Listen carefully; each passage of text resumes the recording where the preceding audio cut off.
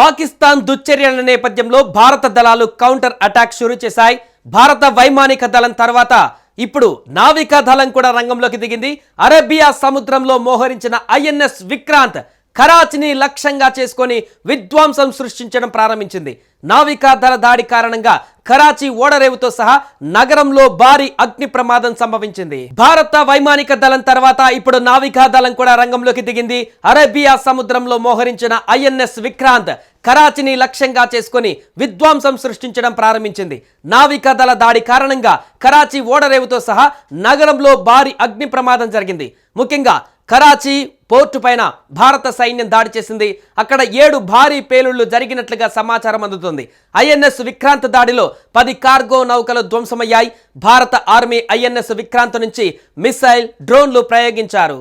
పాకిస్తాన్ నావికా దళానికి కరాచీ, ఓర్మారాలో స్థావరాలు ఉన్నాయి. వారి ఉన్నతాధికారుల ప్రధాన కార్యాలయాలు, యుద్ధ నౌకలు, జలంతర్గాములు మోహరించిన చోటు ఉంది. ఇదే ఈ 2 నావికా స్థావరాలను నాశనం చేయడం ద్వారా ఐఎన్ఎస్ విక్రాంత్ పాకిస్తాన్ నావికా దళాన్ని చాలా వరకు కుంగదీయడంలో విజయం సాధించింది. ప్రస్తుతం భారత నావికా దళ ఆపరేషన్ కొనసాగుతుంది.